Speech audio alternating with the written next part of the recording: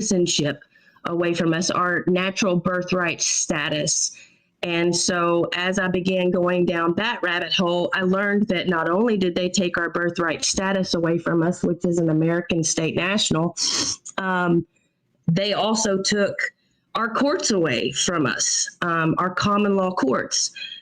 Our courts here in America are supposed to be according to the common law in each and every county. And the county is the Supreme Court of the land, where we were taught that the actual Supreme Court in Washington, D.C. is the highest court in the land. Well, that's absolutely not true. It's actually your county court under common law.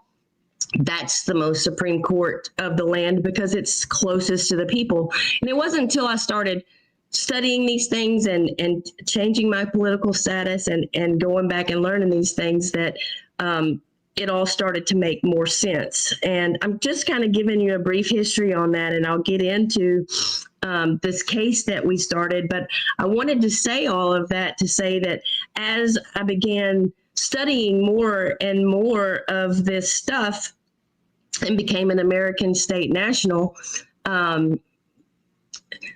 we, as our states,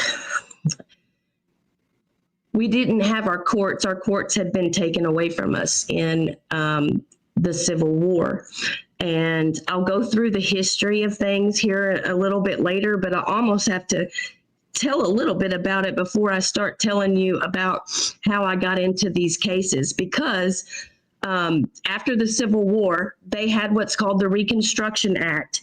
And so we were supposed to reconstruct the American government after the Civil War. That's what that act was put in place for. But our common law courts were never reconstructed.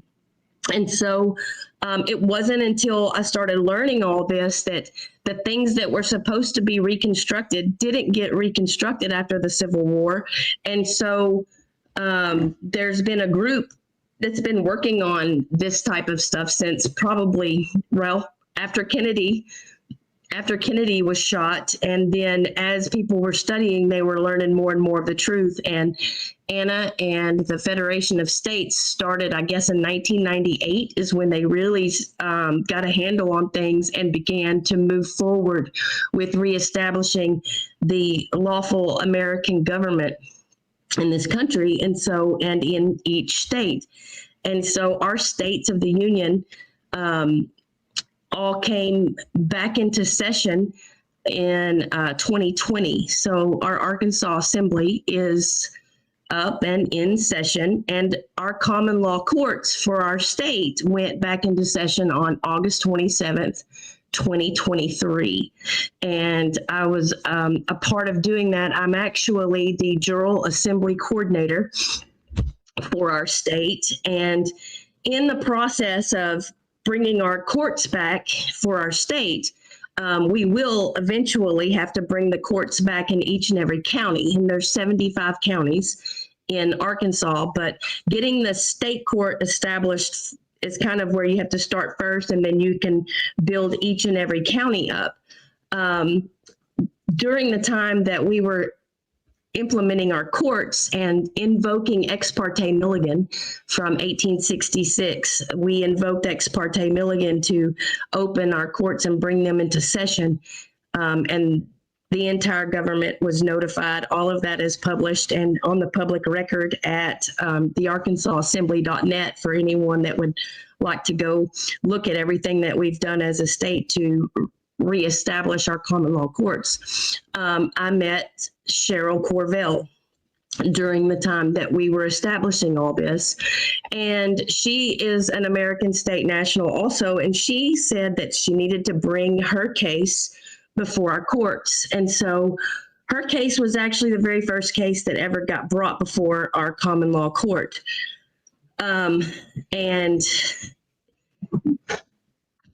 it's a very big case, actually. I'm going to explain how her case works, but basically it was brought to us in 2023, and in August and then September of 2023, after our courts were opened, we had asked our justice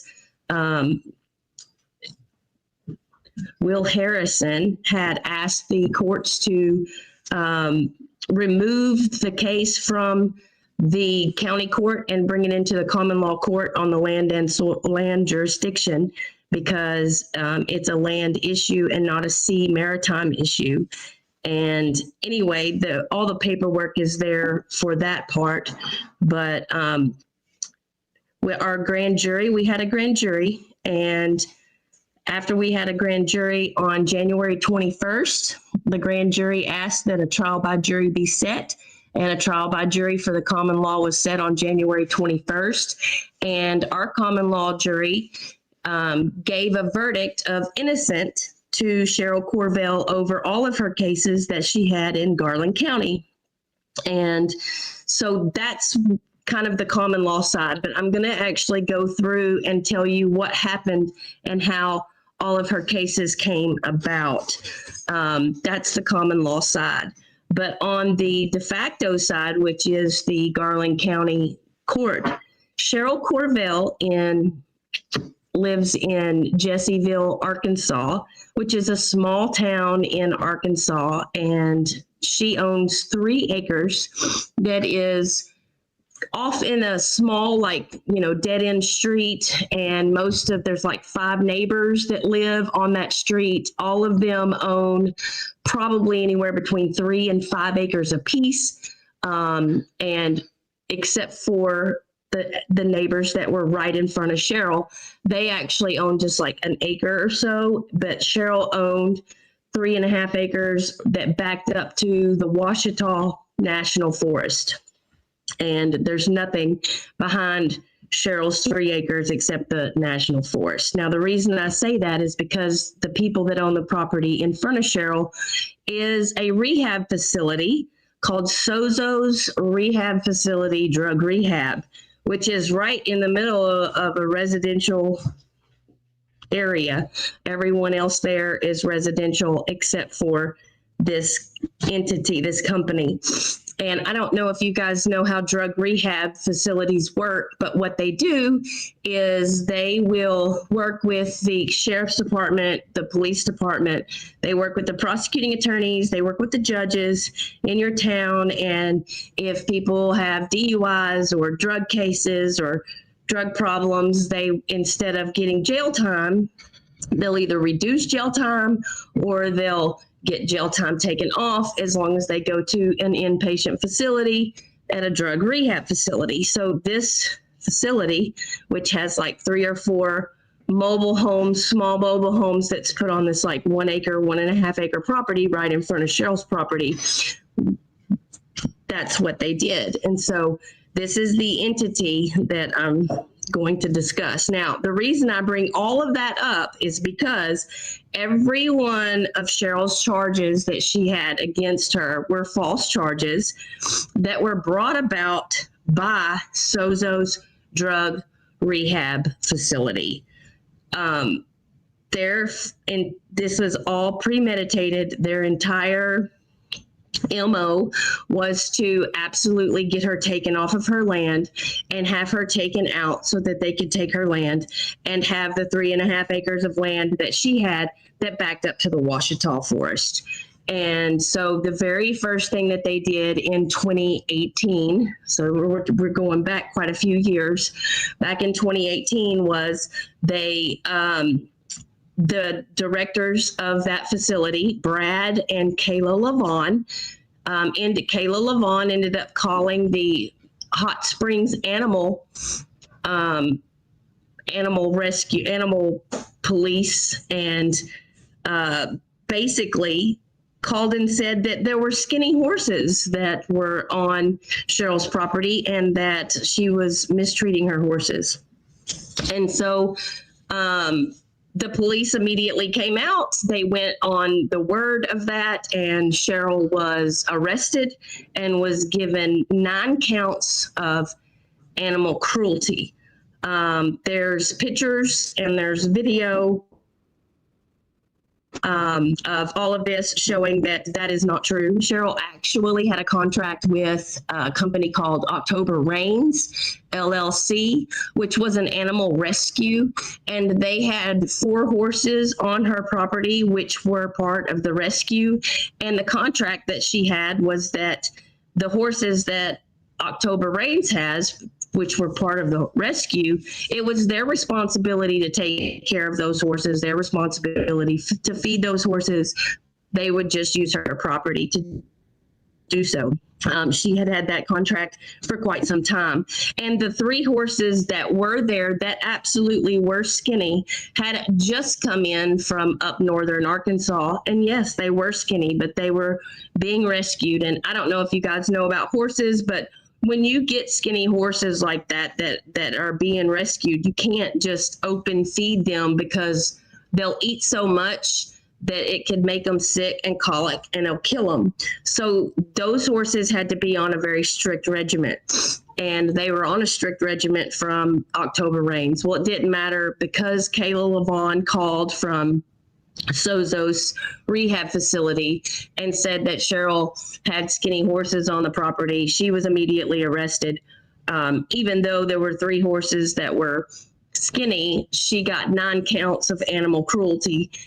And they arrested her. And so she bailed out of jail, and she came back, and she had 14 days to have a court date. And they came and took her horses. A special judge, Tapp, ended up given a warrant to take the horses off of the property. And according to the Constitution, you can't do that. You can only take what is on a warrant to be seized, is all you can take. Well, they said to take all horses. Well, donkeys are not the same thing as horses, but they ended up taking 4 donkeys and 7 horses off of the property. There is video footage showing that all of her horses, she had 7 horses. Well, she had 4 horses and 3 donkeys that were hers, and then the other 4 horses that were October Rains that were taken off of the property that day. So after she was arrested and came home from that, and after they took her horses, she had 14 days to have a, quote, trial or a hearing to get her horses back. And that hearing never took place because it was continued. She didn't continue it. It was continued without her knowledge or notice or consent. And then she never, ever got her hearing to get her horses back. But see, if you go into the Arkansas Constitution and see, this is where things get tricky, because it says that you can't take that no free man. This is the Arkansas Constitution under Article 2, Section 10. This is that no free man shall be taken or imprisoned or diseased of his freehold liberties or privileges, or outlawed or exiled, or in any manner destroyed, or deprived of his life, or deprived of his property, except by the judgment of his peers and the law of the land. So our Arkansas Constitution says that you can't take all of her horses and take all of her property without a judgment of her peers and the law of the land. Well, the law of the land is the common law. And so there's where they were breaking the Constitution right there on the Arkansas Constitution, starting then. Now, fast forward 2 years. Cheryl waited from, that was in 2018. And then if you fast forward to 2020, when you get into 2020, she still has not gotten her horses back. She's been fighting to get her horses back. She never had a trial by her peers. She never had a jury trial. Things just continued to get continued. She battled back and forth and had no success. By the time 2020 came around, they had taken her horses to a racetrack I don't know the name of the racetrack right off, but Richard Hess was the one who owned it. And during the time that her horses and her donkeys were there, they killed her donkey Jack. He died in their possession 5 months after they had taken her horses. He died in their possession 5 months later. No one was ever arrested for his death. No one ever got cruel and unusual punishment for his death. No vet was ever called. She just happened to find out when she got a receipt saying that she owed $7,000 for them feeding all of her horses. And so, long story short on that, she did not want to get rid of her horses. She's still fighting for her horses and her donkeys. And so she had to pay that $7,000 feed bill and boarding bill. So she decides to sell her mobile home. She has a mobile home in her property, and she owned the mobile home. And she said, well, I can sell it. So she was going to sell it for about $15,000. So she puts an ad on Facebook, and Eric Bellinger and Maddie Bellinger come and offer her to buy it, and they put down $2,000 to buy it and would pay the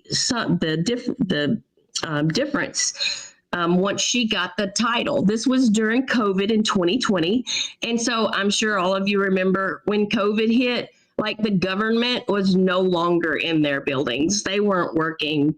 You couldn't get anything done, and so she filed for a lost title, and 14 days later, she still hadn't gotten the title in. So Eric Bellinger called her and said, I would like to please get my $2,000 back since the title hasn't come in. So the very next day, we have all of this. It's all in exhibits, by the way, on our website at thearkansasassembly.net. You can go look at the whole case there and all the exhibits. But the very following day, Cheryl contacted Eric Bellinger, and she paid him back the $2,000 for his down payment on the mobile home. 12 days later, Eric Bellinger's wife, Maddie Bellinger, who we found out during our trial by jury, our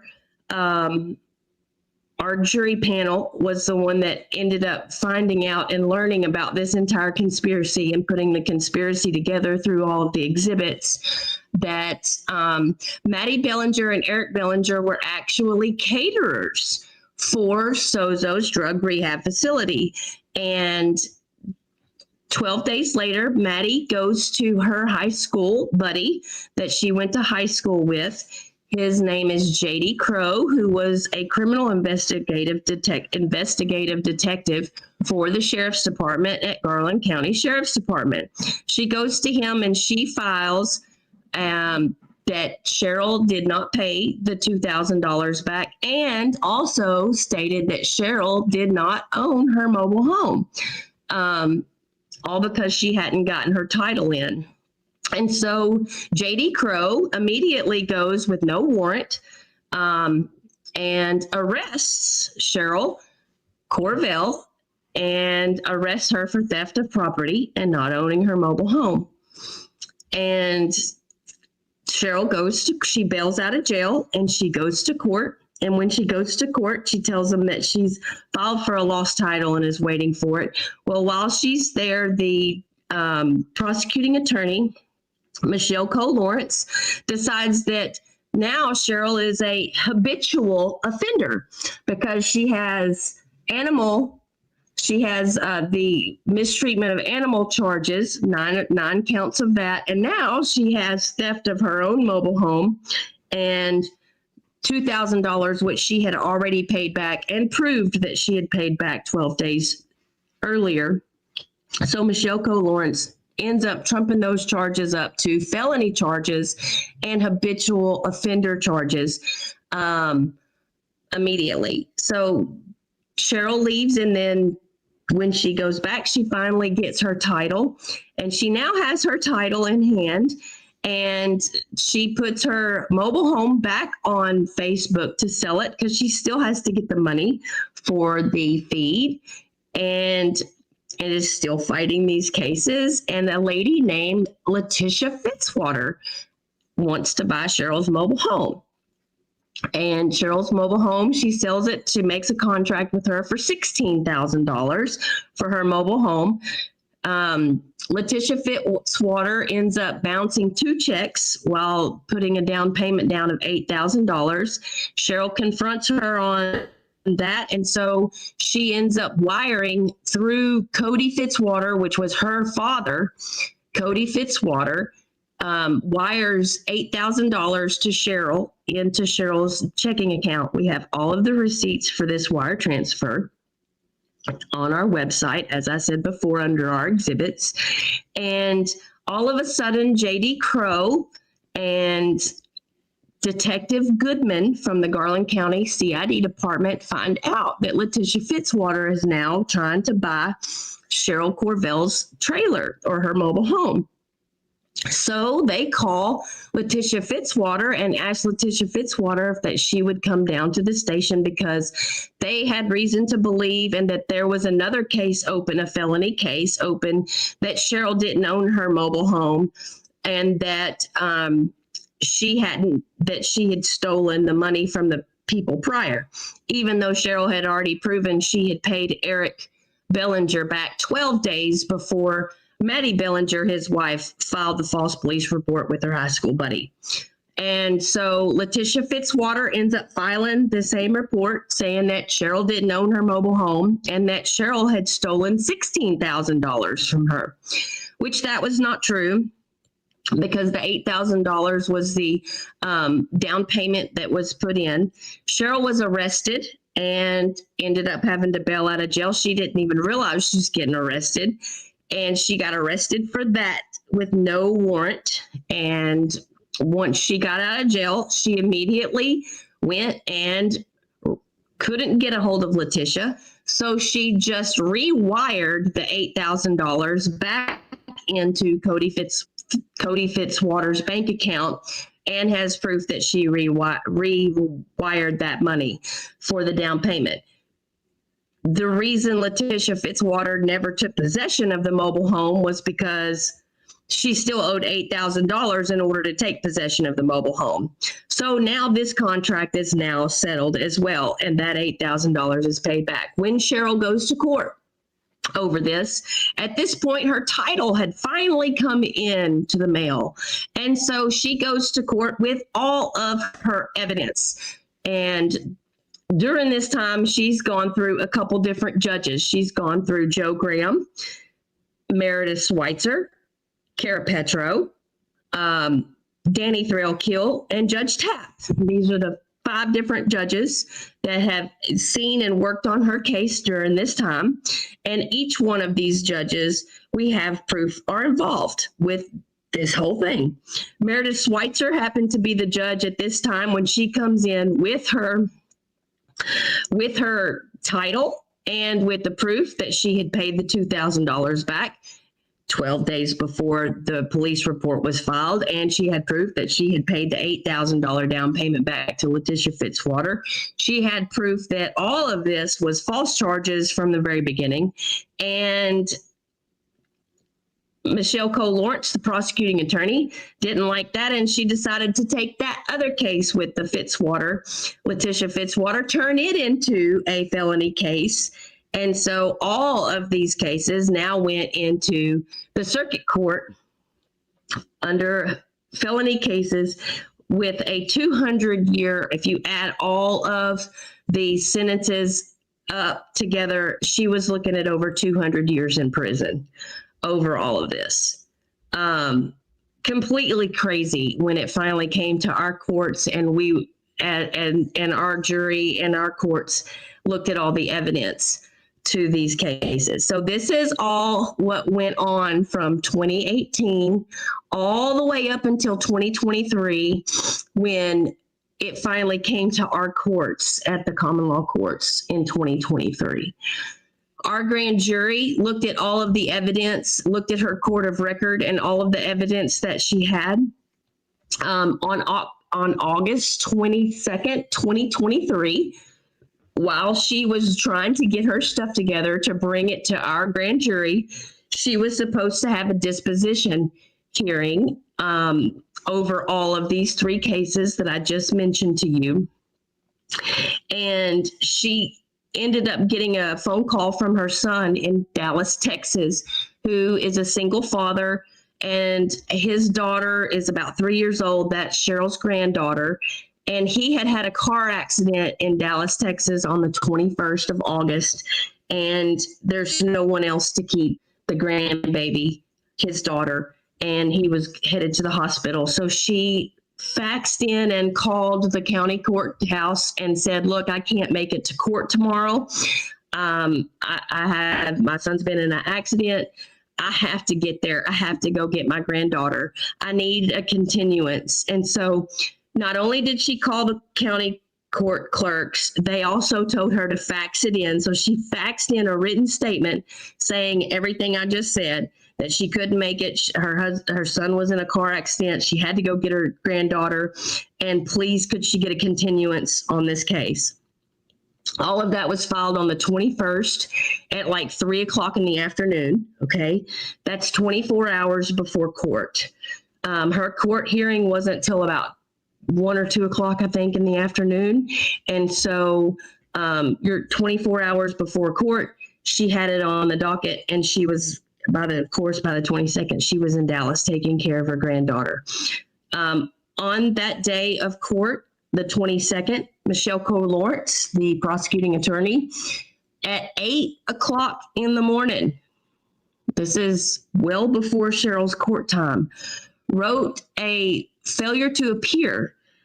This is all on the docket. It's all in our evidence. Wrote failure to appear that Cheryl did not give written notice, and that she missed court and asked for warrants to go out for her arrest. This was at 8:30 in the morning. All of this is documented. By the time her 1 o'clock court time had come, the judge had signed the warrants, and the warrants went out for Cheryl's arrest under 3 failure to appears, because it was all 3 court cases, but they were all being held and seen at the exact same time at like 1 o'clock in the afternoon on August 22nd, 2023. If you go look at Arkansas Universal Code 5-54120B, it clearly states under Arkansas law that an FTA can only be issued if the person does not come to court and they are without reasonable excuse. If you go look it up online, you will even see that the without reasonable excuse is bolded and italicized. So the only way you can actually have an FTA is if you're without reasonable excuse. Well, Cheryl had given reasonable excuse 24 hours in advance. So those FTAs should have never been given. And Michelle Lawrence, the prosecuting attorney, with malicious intent and malicious prosecution, and with forethought of malice, put that stuff in before Cheryl was even scheduled to be at court. So all of that happened in August 22nd, 2023. Our grand jury met in November 22nd of 2023. The grand jury, like I had said before, asked for a trial by jury. The trial by jury had their case on January 21st, 2024. And on February 22nd, a month later, our trial by jury came back with a verdict of innocent. That verdict is like 20 pages. It can be read at the arkansasassembly.net. On our website, if you go under our common law courts, you can see Cheryl Corell's case. You can see all the exhibits, her court of record, the verdict, it's all there, along with all of our federal cases and the stuff that the Supreme Court cases, everything is there. So after the verdict came out on February 22nd, 2024, on February 29th, 2024, Cheryl Corell was at home with one of her minor children, her son, and all of a sudden a 30-man SWAT team comes to her door and beats her back door and her front door down with battering rams. They had a 30-man SWAT team. They had high-power rifles, I don't know, machine gun rifles, whatever, not pistols. And they had come into her house, had her son at gunpoint, her at gunpoint, her actually laying on the ground before they ever got in the house. I was actually on the phone with her at the time, and I told her to just lay on the floor because I was afraid she might get shot. Anyway, she was taken to jail that day and has never been able to come out of jail since that day. They put her in jail at that time. According to the Constitution, and this is not just the Arkansas Constitution, but all people should be bailable. All prisoners shall be, this is on the Arkansas Constitution, Article 2, Section 16. It says that all prisoners shall be bailable, and except for capital offenses where the proof is evident or the presumption is great. If there's not some sort of capital offense, like she killed somebody, and that you really know she's killed somebody, like the presumption is great that that has happened, then you can basically not deny someone bail. But for someone who just missed court, that's what they came and did the 30-man SWAT team for, was because she missed court on August 22nd, 2023. And those failure to appears, that is why, that failure to appear of missing that one court date, that is why they actually came and gave a 30-man SWAT team, was because she missed court, even though she gave advance notice she couldn't attend and asked for a continuance because of a family emergency, which is illegal to do anyway. She never was able to bail. That was a denial of her constitutional rights. She was also, if you go look at the Sixth Amendment, you're supposed to have a speedy trial. Well, as I had mentioned to you guys earlier, she never got a speedy trial on any of these cases. If you go back, all of this started back in 2018. We're in 2024 now. So we gave her a speedy trial at common law, but they didn't give her a speedy trial at all.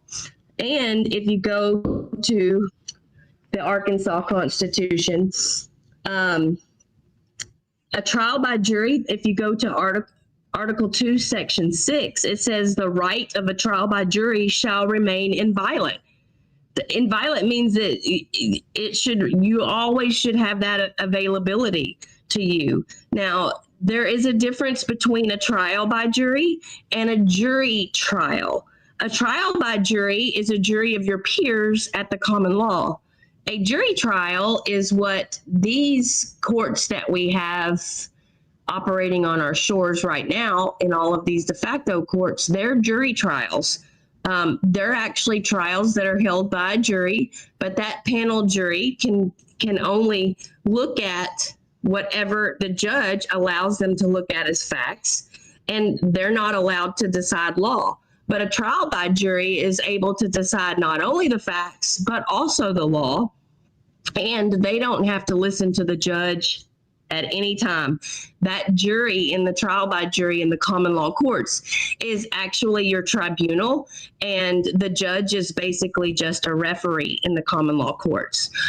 But in the court system that's in the de facto, the one that Cheryl is dealing with, the judge can actually override a jury. If a jury comes back with a verdict, then the judge can absolutely override it if they don't like what that verdict is. I know that sounds crazy. I thought that was crazy until you look it up and you realize that it's true. Also, if you go look at the Arkansas Constitution, Article 6, Section 3 states that the county courts have original jurisdiction over all criminal cases. Now, remember, I told you they turned all of these into felony crimes for Cheryl. And according to the Arkansas Constitution, all criminal cases of all crimes amounting in felony must be performed at the common law. Guys, that's in our Constitution. It's supposed to be done at the common law, and that is not what they've done. And so when you start looking at this and you realize that these courts that we have and this justice system that we have is just railroading over the people. They don't adhere to the Constitution for the country, and they certainly don't adhere to the Constitution of our country, of our states' constitutions. Go ahead. So let's get to the court case, because we're kind of going through well, you're mixing together, but I just want to get to first we'll do the court case, and then you can go through the common law courts. So so with her, what's up with her court case? What's going on specifically? Do you know? What's the update date thing? Okay, so in September, so she was held in jail from February 29th, 2024, and was unable to bail out at any time. And they held a double jeopardy, which again goes against the Constitution, a double jeopardy court case for her on September 23rd, 2024. Okay. In that court case, she was not allowed to have any witnesses for her defense, which goes against the Sixth Amendment. She wasn't allowed to present herself or have the assistance of counsel of her choosing. She had a forced public defender that was working for the prosecution, and she wasn't allowed to have her own counsel. That is, again, breaking of the Sixth Amendment. Not only that, when she came into court, we had 14 people there that were witnesses here in Arkansas. We had 14 of us that went, and they put her in a taser belt. They had a taser belt wrapped around her, and her forced public defender the night before court came and told her that if she said anything on the stand that they didn't like, then they were going to tase her on the stand, which they did. And we have 14 witnesses that watched her get tased on the stand, where she couldn't even make complete sentences while she was on the stand. She also had no witnesses that came against her. Remember how I told you all they didn't actually try her for those criminal crimes, the horses and the two stealing her own mobile home. They actually null processed those charges. I don't know if you know what null process means. It means that they didn't have any evidence to prosecute, so they dropped the charges. So what they ended up charging her with were those failure to appears, where she missed that one day of court, which she gave advance notice she couldn't attend. That's what they tried her for on September 23rd. And like I said, she couldn't have witnesses. She couldn't have an attorney, assistance of counsel of her choice. She couldn't present herself. She was in a taser belt. She got tased on the stand. Her daughter was kicked out of court. And then before sentencing, all 14 of us that were there were kicked out of court.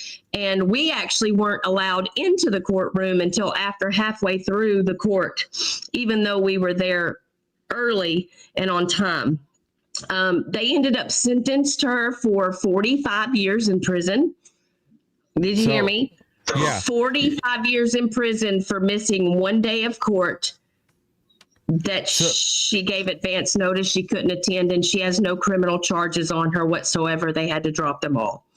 So what do you guys, what's going on? What are you guys trying to reach out? Are you guys protesting in a way, or reaching out to different people in the government? Or I know you guys were trying to get into even the media, right? Well, we've tried all the media, and that's when we've learned that the media is completely bought off. We've gone to all of the media here in Arkansas, all local media, newspapers. We've even gone to the big media, all the big ones, and can't get them to hear it. We've even gone to alternative media, and they won't hear it either. We've mailed stuff off to all of them. We've called, we've emailed, we've given them everything. We've even talked to them on the phone. And when we talk to them on the phone, they'll say, yeah, sorry, I'm not going to take your, we're not going to air anything like that. But basically, you've got a woman who's going to spend a lifetime in prison, 45 years in prison for missing a day of court. So, which is cruel and unusual punishment. And she has no criminal charges against her. They dropped them all. There's no crimes. They dropped them all. So what we've done is we've taken it to the Arkansas Supreme Court. They wouldn't hear the case. We took it to the Federal Western District Court here in Arkansas. They refused to hear the habeas corpus case. We took it to the St. Louis Court of Appeals. for the Supreme Court, and they refused to hear the case. And so now it's waiting to go to the Supreme Court of the country, and they only take 1% of the cases. So we've contacted the governor. You name it, we've contacted them. Even President Trump, we've contacted the Judiciary Oversight Committee, which is Lindsey Graham and Jim Jordan, and the Senate and the House. We've contacted the Solicitor General. We've contacted the National Guard. The National Guard told us that they only are at the behest of Sarah Sanders, our governor, and since she won't speak to us, they won't help us. Even though under Article 4, Section 4 of the Constitution, the military and the government, they have to guarantee the Republican form of government in each and every state. And not only they have to guarantee it, they have to protect it. And we are the Republican form of government in this state. And so they're refusing to adhere to the Constitution. So at this point, Cheryl is in an appeal. She has appealed it to the Court of Appeals, and they're not allowing her to present herself as pro per or pro se. She has a forced attorney on her again. They won't allow her to have an attorney of her choice or a counsel of her choice. She has a forced attorney. I don't know if he's going to do her any good. He used to be a judge on the Supreme Court, and the Supreme Court ordered him to be the attorney on the case. At this point, all he's done is just continue, and just make continuances. I hope he does the right thing, but I don't know if he will or not, because he's a bar attorney, British accredited registry. It's a foreign government and it's a foreign court, and I don't know if he's going to do the right thing or not. At this point, what we've done through our federation, we're getting the military involved at this point through the Inspector General, JAG, and the Army CID. And that's where we are at this moment, is getting the military involved. So what can the people that are watching here do? Right? Is there any kind of like protest or any kind of thing they can sign, or a petition? I know you guys have stuff on your website and things, right? Yes, we have, if you go to our website at the arkansasassembly.net, that's where you can look at all the cases and find all the exhibits to find out everything on the case. We have a YouTube channel too that has stuff on the case. It's the Arkansas Assembly YouTube channel. But as far as contact the Garland County, what we need is we need people to know. I need this shared. We basically need her story shared. It needs to get into the public view. It has been so censored that we can't get it out there. And when we try to get it out there, YouTube and all the other places will just bog it down and not let it go through. I don't know if that makes sense, but it's as if it's being purposely censored. Yeah. Like what happens, people have to subscribe and share things. That's what they have to do. If they don't do it, then it's easier for the platforms to block it.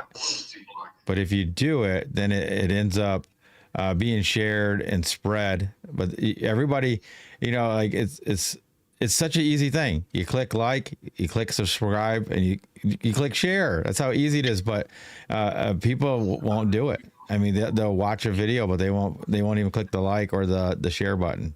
And that's how easy it is. I mean, that's hard. It was harder back in the day when you had to walk and protest and have signs and stay out in the cold.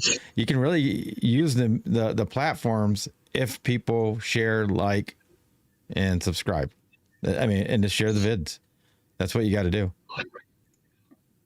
So that's what we need. We need people to contact. I mean, if people want to call the sheriff's department, the governor, and we need people to mass blast these people with phone calls and let them know that the people are watching what is happening to Cheryl Corell, and we are outraged. You're putting a woman in jail for 45 years for missing a day of court that she gave advance notice she couldn't attend. Are you kidding me? That's a life sentence. She's in her late 50s. Yeah. She's committed no crime and has no charges. Yeah, like I said, people have to spread it. That's the only way they can do it. I mean, that they like the numbers. The more you show it, the more that they'll end up doing something. Otherwise, if it's just a few, they'll just push it to the side. It has to be something that will make them look bad. And the only way they look bad is if more people know. So it's a good thing that you're doing what you're doing. That's why we had you on the show. We thought it was a great case to be shown. It's unfortunate, and it'll work out. I just don't know how and when.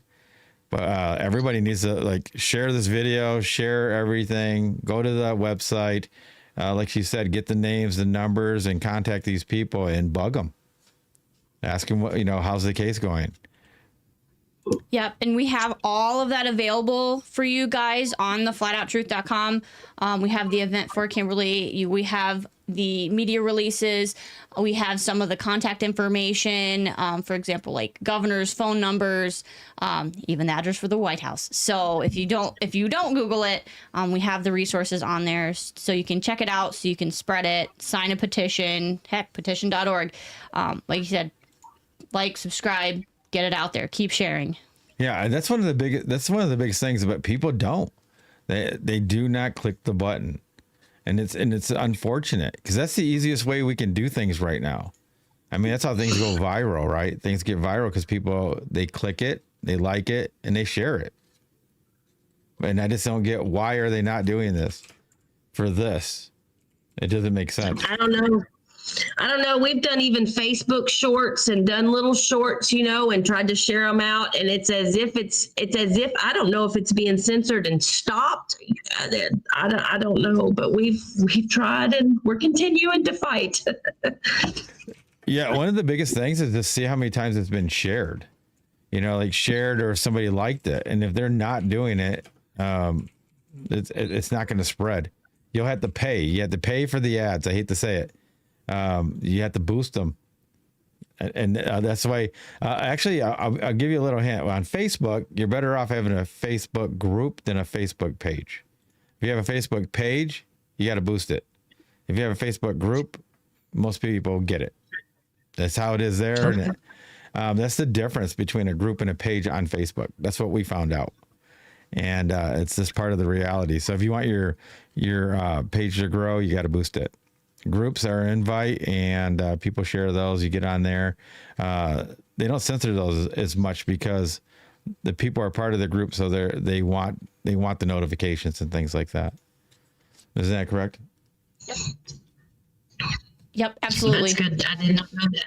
Yeah, I know people don't like them, but the fact is the algorithms do their job the way they're supposed to do them. So it's up to us, play the algorithms. And you can do that with truth. You can do it by sharing. You can do it by liking. You can do it by, I know people don't want to spend their time and money on things, but sometimes like something like this where that court case needs to get out, you got to play the odds. And then once it gets that popularity, once it hits that viral note, then they'll share it. Everybody will do it themselves. Yeah, yep, even Facebook will do it. Yep. If Facebook can make a dime, they're in there to make a money, right? I'm just going to use Facebook. Sorry, Facebook. But yeah, that's what they're in there for. I mean, it's the honest truth. That's why people go there. Even people that aren't paying for ads and paying for all that, it's the advertising that's making Facebook money. Yep. It just is. So somebody's paying for it. And the only way you get them to volunteer to share it is if they're going to make money and clicks off of it being so viral that they'll attach an ad to it. And that's what they'll do. I mean, I'm just being real. I know a lot of people don't like to hear the truth all the time, but that's how it works. It's about money when it comes to these platforms. Yep. Yeah, because I did not know that. So that is good knowledge. Yeah. So once you turn the tide, that's the weirdest thing. Once you turn the tide, then they're on your side. And it's not because they like you, it's because they can make money off you. Because now say one of your shorts is so viral about this court case, then they're like, oh, we're going to share this because it's going to make more people look at it. And since everybody's looking at it, we're going to throw an ad on it.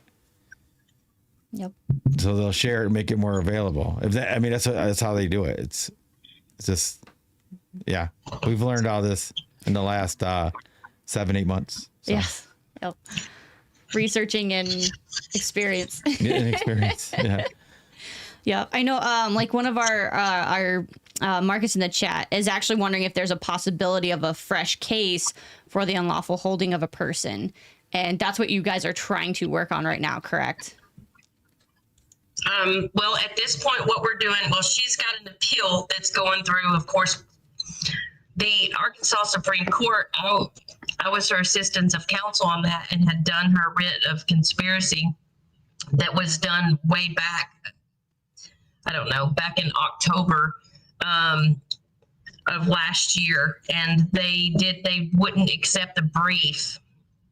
And they actually are trying to file felony charges against me or have felonies put against me. It hasn't happened yet, but that's what they threatened with for practicing law without a license, when clearly the Constitution says that you have the right to assistance of counsel. Nowhere in the Constitution does it say you have to have a bar, British accredited registry to practice law or to know the law of this country.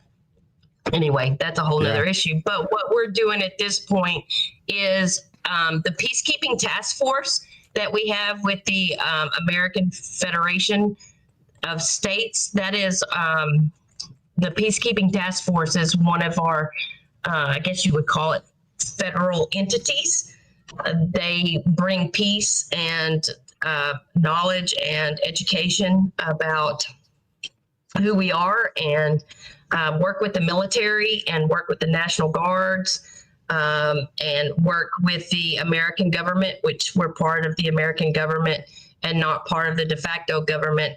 They actually have been helping us work on this case with Cheryl. And so we were told, I'm not going to put out exactly what we're going to do on that because I don't want it to get sidewalled, but we're actually sending things off to JAG, to the Inspector General, and also to the Army CID.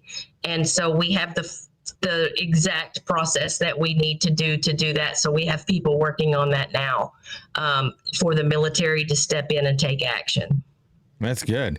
And again, I'm telling everybody that's listening to this, people that are coming on our YouTube and on our platform to hear you speak, people that you know, you guys have to like and spread it. Like, subscribe, and share this. Otherwise, everything that we're just talking about, like people not doing their job or their duty as somebody that wants this to get better. If you don't want, I mean, like we were just talking about it, it's all about how many likes, I hate to say it, and pushing it. And if you have 20 people watching this, there should be 20 likes. If you have 100 people, if they're backing what you want to do and what you're trying to do with this court case, everywhere, like all your Facebook things, I don't know how many people you have in your group. If you have 10,000 people on Facebook and you do a short, you should have 10,000 likes on that, 10,000 shares on that. And if they're not, I don't even get why they're hanging around your stuff. I just talk the truth, man. Like if you have 10,000 people, it's sad if you have all these people that are following you in this court case, but they're not all liking and sharing everything that you do for it, in my opinion. I mean, we got to do it. Don't let them bury it. Don't let them bury it. Don't let them bury it. And that's what they're going to do. They'll listen to it. They'll watch your show. They'll watch your shorts. They'll watch you on this, but they're not going to like it. They're not going to subscribe, and they're not going to share. And I have no reason why. Like, why are they interested in it if they're not going to do that? Or they'll go, oh, that's so bad. This is so bad, you know, X, Y, Z, but then they won't hit the like, the subscribe, and share. And I haven't figured that out. That's one thing Chelsey and I are trying to figure out right now. We watch so many live streams where there'll be 1,000 people watching, and you'll see like 40 likes out of 1,000 people watching. You're like, what is going on? It doesn't make sense. But anyway, we got to try to do as much as we can to help her out, to help you out, help her out. And that's what we're trying to do here. And is it time to switch over? Yes, it is. All we right, have guys. hit our apologies a little bit to our YouTube crowd.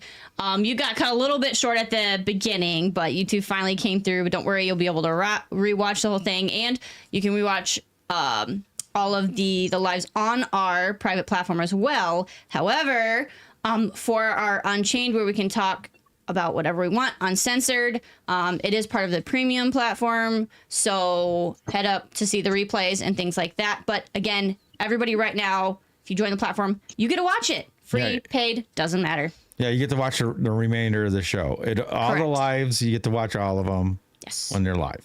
Absolutely. All the replays, if you want the full replay, you have to be on the premium. Otherwise, you just get everything else that's been shown to everybody else. But yes. So we're going to go because she has a lot to go into, digs deep. Like in the pre-interview, it was fabulous. So Kimberly, you can get way more into the constitutional stuff and admiralty law and what law we're under in 1861. I know those are all things that you want to talk to that most people don't realize that we're under and what we're not under. They don't understand. Right. They just don't. Right. But it's because we're not taught history anymore. I mean, as we talked before, I told you guys in the pre-interview, I saw this firsthand. I have both my kids are adults, but when my son was in 9th grade, he took civics. My daughter's 4 years younger than him. By the time my daughter got to 9th grade, they did away with civics. You don't get civics anymore. That teaches you about the law. It teaches you about things. It teaches you how the government works. And so my son got civics, but my daughter didn't. And they don't even teach that in school for our kids. So if you can imagine they don't teach that in school for our kids, what's going on with our adults? Our adults, there's so much we don't know. They've hidden our history from us. And like I even said to you guys before, my son learned cursive. My daughter, she didn't learn cursive in the 2nd grade. My son did, but my daughter didn't. I had to teach her cursive on my own because they stopped teaching cursive. Well, why did they stop teaching cursive and only print? Because when you go and you start reading these old records and these old documents, they're all in cursive. All of these documents, when you go and read them, they're all in cursive. And if you can't read and write cursive, how can you get the old history? You won't be able to get it. Yeah. It's horrible. Yeah, because that was my generation. We did learn cursive. We did not have civics, though. Yeah, and then economics, they don't teach anything on that. So there's like so many things that they do just to keep you just falling in line, right? Walking like a zombie. Yep. And it's a shame. Yep. All right. Got it. So, now, you got it? Yeah, what do you got? I was going to say, everybody on our platform, stay right where you are. Don't go anywhere. We will continue. You are allowed to get a drink and go to the bathroom, and we'll be back in a few minutes. So everybody get a drink, go to the bathroom.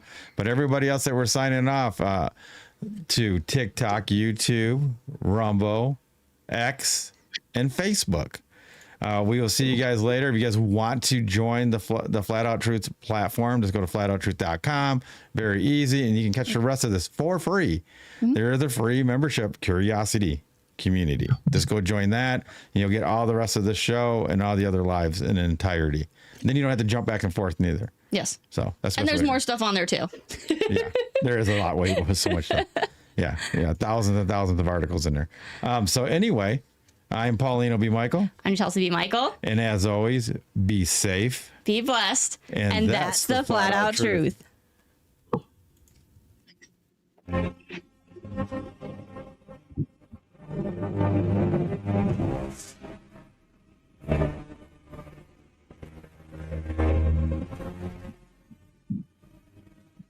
Truth.